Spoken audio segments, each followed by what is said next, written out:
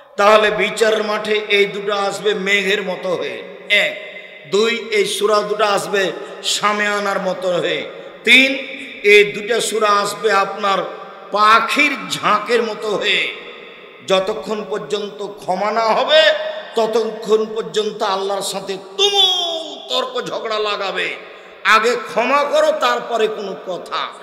এই কথা বলার পর আল্লাহ রাসূল বলছেন, শোনো শোনো শোনো, সূরাতুল বাকারা ফাইন্না আখযাহা বারাকা, সূরা বাকারা পড়লে বালিতে বরকত নাযিল হবে, টাকা পয়সা বেশি হয়ে যাবে, জমি জায়গায় ফসল পানি ভালো হবে সূরা বাকারা পড়লে। তারাকহা খাসারা, কেউ যদি সূরা বাকারা না পড়ে ব্যবসা মার খেয়ে যাবে, জমি জায়গায় ফসল পানি মার খেয়ে যাবে, বাড়িতে বরকত থাকবে না, খালি অভাব অনাটন লেগে যাবে। অলস যে সূরা বাকারা পড়তে পারে না। বাপ রে বাপ, সুবহানাল্লাহ, এত বড় সূরা কেমনে পড়ি? সূরা বাকারা পড়লে বাড়িতে কি হবে? বরকত হবে। হাদিস কিন্তু বুখারী মুসলিম। সূরা বাকারা না পড়লে বাড়িতে কি হবে? অভিশাপ নেমে আসবে। সূরা বাকারা পড়তে পারে না কোন মানুষ?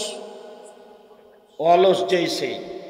খুব সাবধান, সূরা বাকারা বাড়িতে পড়তে শিখতেই হবে, যে কোনো মূল্যে, যে কোনো মূল্যে, যে কোনো মূল্যে। বিচারের মাঠে যে কোরআন মাজিদ পড়ে তাকে আল্লাহ বলবে ইকরা ওয়ার্তাকে, এই শোনো, কোরআন মাজিদ পড়ো আর জান্নাতের উপর দিকে যাও, কোরআন মাজিদ পড়ো আর জান্নাতের উপর দিকে যাও। ফাইনা মানজিলাতাকা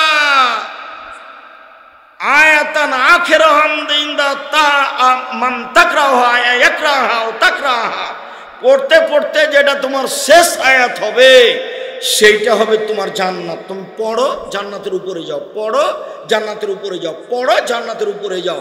পড়তে পড়তে যেটা তোমার শেষ আয়াত হবে সেটাই হবে তোমার জান্নাতে থাকার জায়গা। খুব সাবধান। কোরআন হুজ্জাতুন লাকা আলাইকা, কোরআন আপনার পক্ষেও হতে পারে, বিপক্ষেও হতে পারে। খায়রুকুম মান তাআল্লামাল কোরআন ওয়া আল্লামাহু, যে ব্যক্তি কোরআন মাজিদ পড়ে এবং পড়ায় সেই সবচেয়ে ভালো মানুষ।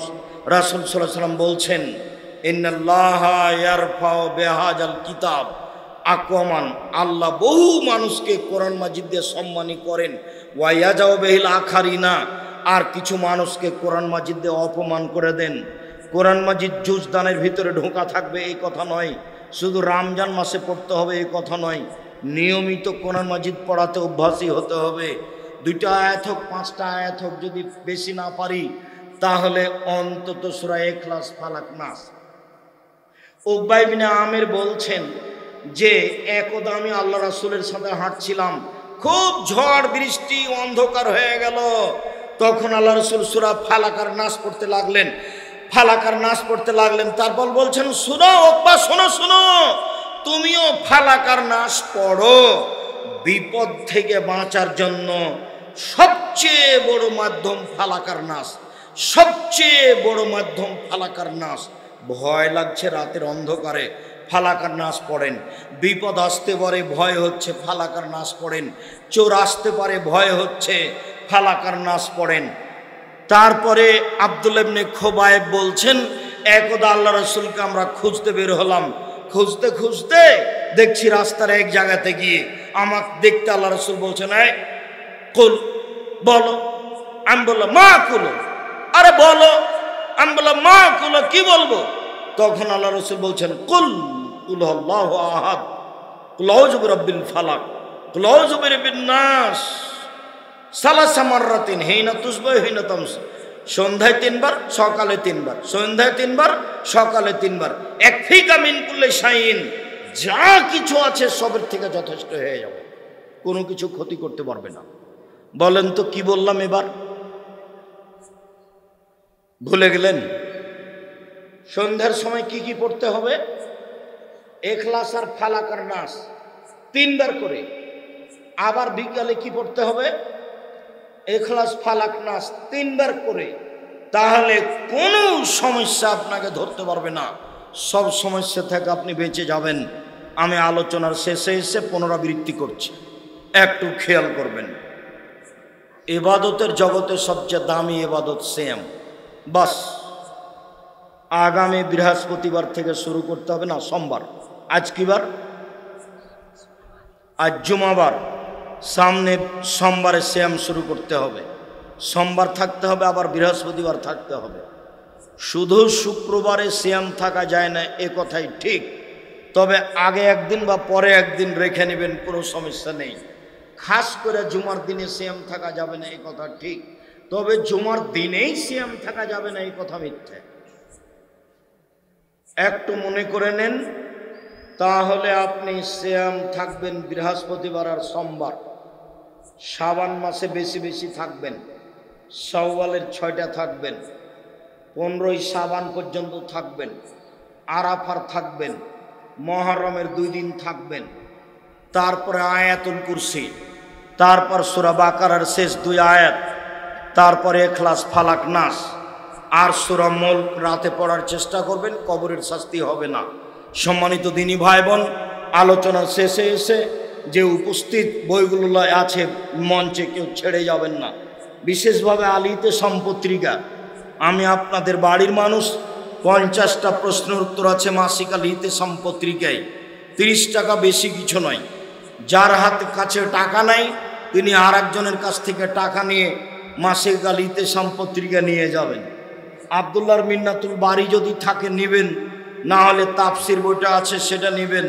কে বড় লাভবান, কে বড় ক্ষতিগ্রস্ত, আদর্শ পরিবার, আদর্শ নারী, সলাতের উপর এবং উপদেশ, কোরআনের আলোচনা উপদেশ বইয়ে আছে। কে বড় লাভবান বইও আছে। আজকের আলোচনাগুলি উপদেশ বই এবং কে বড় লাভবান বইয়ে আছে। আমি বইগুলি সংগ্রহ করার জন্য বিশেষভাবে আলিতে সম্পত্রিকা 30 টাকা দিয়ে নিয়ে যাবেন। আমার দিনী বোন যারা এসেছেন তাদের জন্য আছে কেন এই নির্যাতন কি তার প্রতিকার, কেন এই নির্যাতন কি তার প্রতিকার, তাদের জন্য আছে কেন হব অবরোধবাসিনী, ওটা ফেলে দেন। আদর্শ পরিবার, আদর্শ নারী বইগুলি সংগ্রহ করার অনুরোধ জানিয়ে আজকের মতো আলোচনার শেষে চলে আসলাম। কিছু জিজ্ঞাসা আছে, কিছু জিজ্ঞাসা আছে না, আপনারা হাতে ডান দিক থেকে বইগুলি সংগ্রহ করেন, আমি আপনাদের প্রশ্নের উত্তর দিই। আর মাসিক আলিতে সম্পত্রিকা সবাই নিয়ে যাবেন।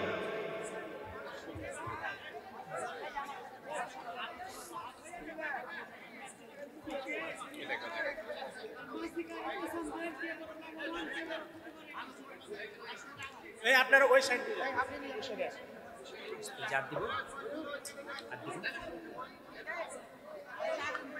আসসালামু আলাইকুম হুজুর, আমি প্রতিদিন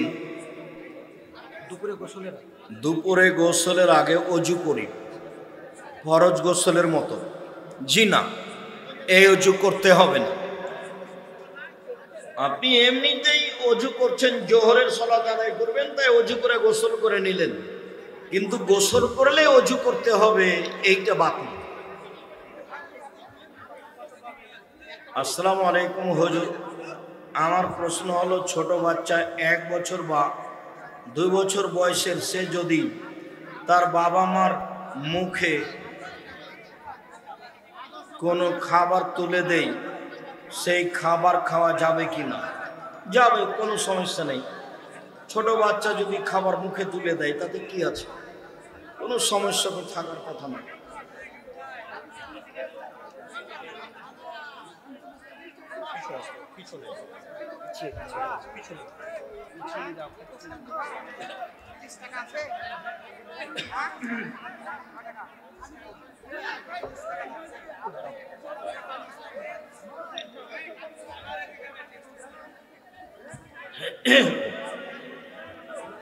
হুজুর, আমার প্রশ্ন হলো, আমি আমার বউকে মহারানার জন্য মাটি কিনে দিয়েছি, কিন্তু তাকে বলা হয়নি যে আমাকে মহারানা মাফ করো। লাগবে না, আপনি কিনে দিয়েছেন, এটাই যত। যৌতুকের কারণে যারা বউদের কষ্ট দেয় তারা কেমন? তারা ঘৃণিত পুরুষ। তারা কাবিরা গুনাহ করে। শ্বশুরের কাছে যৌতুক নেওয়া হারাম, পাল্টা যৌতুক ফেরত দিতে হবে। আর চাঁপাইনবাবগঞ্জের ক্ষীরকাছি, আমাটা, বরহন্তা ব্যবহার সব হারাম। একটা নয়, বাতাসা হোক আর আমাটা হোক আর গরু ছাগল হোক আর মাছ হোক, একবারে সবই হারাম। ছেলের বাপকে দিয়ে পাঠাতে হবে মেয়ের বাপের বাড়িতে, এটা উল্টে ধরতে হবে, যা আছে তা এভাবে উল্টে ধরতে হবে। আর বিবাহের যত নিয়ম আছে সব বাতিল করতে হবে। শ্বশুর বাড়ি থেকে যেরকম কিছু দিতে পারে না, সেই জন্য শাশুড়ি, ননদ, স্বামী সবাই মিলে খোঁচা দেয়। এটা তো নোংরামি, এটা বেহায়াই, এটা হলো চাঁপাইনবাবগঞ্জের বেহায়াই নীতি। ভাবিকে দিন রাত এই বেটি ছিল আবার ওই ঠেলা খাবে শ্বশুর বাড়ি থেকে, এই ননদ আবার উল্টা ঠেলা খাবে। আর এই নীতি খারাপ। ভাবি এসেছে, ভাবি সব কিছু করবে, ননদেরা বসে থাকবে। জি না, ননদ ভাবির সাথে কাজ করলে ওই ননদ যার বাড়িতে যাবে তারও ননদ তার সাথে কাজ করবে। পবিত্র কোরআনে বলা হয়েছে কিয়ামতের সময় একদিন এই দুনিয়ার 1000 বছর। আবার অন্য সময় বলা হয় না, না ওটা বুখারীর হাদিস, ওটা দাজ্জাল আসবে তখন তোর বলা হয়েছে। আসসালামু আলাইকুম সাহেব, এই গ্রামের মহিলাদের পর্দার ব্যাপারে দয়া করে কঠোরভাবে বলুন। এখন তার বলতে পারছি না। পর্দা করে না যারা, তার স্বামীরা জাহান্নামে গেছে। স্বামীর কারণে এই মহিলা পর্দা করতে পারে। স্বামী কঠোর হলে পর্দা করবে না, ওর বাপকে পর্দা করতে হবে। আর কখন আপনি নাকি বলেছেন যতদিন মায়ের দুধ হবে সন্তান ততদিন খাবে। যখন তখনই বলছি, এখনো বলছি, যতদিন মায়ের বুকে দুধ আছে ততদিন বাচ্চা দুধ খাবে। তো আমাদের যে মহিলা বৈঠকে বলেছে 2 বছর পরে খাওয়া যাবে না, ওটা ভুল হয়েছে। ওটা হলো দুধ মা প্রমাণের জন্য। কোনো বাচ্চা যদি 2 বছর বয়সের পরে কারো দুধ খায় তাহলে সেই মহিলা এর দুধ মা হবে না, এটা হলো বিধান। কিন্তু বাচ্চা মায়ের দুধ 2 বছর পরে খেতে পাবে না, এই কথা ঠিক না, মিথ্যে খাবে, এটাই ঠিক। আছে নাকি? সলাতে রাকাত বৈঠক বা সিজদা অতিরিক্ত করে সালাম ফিরার পর অবগত হলে কি করবে? আবার সহজ সিজদা দিবে, 2টা দিয়ে সালাম করবে। সালাম ফিরার পরে মনে পড়ে ও হরে ইন্না লিল্লাহ, এই তো ভুল হয়ে গেছে। যদি বেশি হয়ে যায় সহজ সিজদা দিবে, আর যদি সিজদা একটা ছুটেই যায় তাহলে ওই রাকাত বাতিল, আবার 1 রাকাত পড়ে সহজ সিজদা করতে হবে। কেননা সিজদা বাতিল হলে রাকাত বাতিল হয়, সিজদা কমে গেলে রাকাত বাতিল হয়। আসসালামু আলাইকুম সাহেব, আপনার কাছে আমার প্রশ্ন। কি প্রশ্ন? যেই মাঠে আপনি ওয়াজ করছেন ওই মাঠে ল্যাংটা বেটি ছেলে ড্যান্স দেয় আর হেডমাস্টার বসে বসে দেখেন,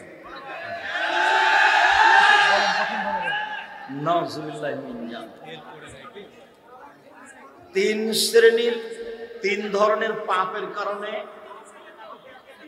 3টে বিপদ নেমে আসে। তার একটা হলো মেয়েদের নাচা। মেয়েরা যখন নাচবে তখন মানুষ সন্ধ্যায় থাকবে মানুষ, আর সকালে হবে বানর, সুর। এটা এত বড় পাপ। হেডমাস্টার নাগালের বাহিরে চলে যায় সেটা ভিন্ন কথা। কেন এই মাঠে মেয়েরা নাচবে? এটা আহলে হাদিস এলাকা। এত নোংরা, জঘন্য, বর্বর, অসভ্য, ঘৃণিত কাজ কিভাবে হতে পারে? তোমরা যারা বেটি ছেলে নাচো, তোমার একটু লজ্জা হয় না? তোমার বাপ নাই নাকি? তুমি কি হিন্দুর মেয়ে, না তুমি ইহুদির মেয়ে, না খ্রিস্টানের মেয়ে? তোমাকে খারাপ লাগে না কেন? এই মেয়ে, তোমার বাপ কে গো? তোমার বাপ নেই, তোমার বাপ বেঁচে আছে, তুমি এখানে নাচো মানে কি মনে করো তুমি? তোমার বাপ কি মনে করে? তোমার বাপ জাতির জন্য ঘৃণিত পুরুষ। তোমার বাপকে আমার সাথে দেখা করতে বলি। তুমি একটা ঘৃণিত মেয়ে, তুমি অশিক্ষিত, তুমি বর্ণ, তুমি বর্বর। তোমার হেডমাস্টার সহ, তোমার বাপ সহ, তোমার বংশ সহ যদি আমি মূর্খ প্রমাণ করতে না পারি, জাতির সামনে বক্তব্য দেব না। বলে গেলাম, তুমি সাবধান থেকো। তুমি জাতির সম্পদ নাও, তুমি তোমার বাপের সম্পদ। তোমার স্বামীর সম্পদ নিজে বিক্রি করে জাতিকে ধ্বংসের দিকে ঠেলে দিও না, ভুল হিসাব। এমন কথা জিজ্ঞাসা করুক এই সুযোগ তুমি দিও না। তুমি মুসলমান ঘরের মেয়ে, তোমার মা মুসলমান, তোমার বাপ মুসলমান, তুমি একটা মুসলিম মেয়ে, তোমার লজ্জা থাকা উচিত। বর্তমানে হিজবুত তাওহীদ ও কাদিয়ানীদের সত্যের সন্ধান, এগুলো সব ভ্রান্ত দল। আব্দুল্লাহ এই ব্যাপারে বিস্তারিত বলেছে, ওদের থেকে সাবধান থাকবেন। দাড়ি চাঁচা, ছোট করা সব হারাম, কাবিরা গুনাহ।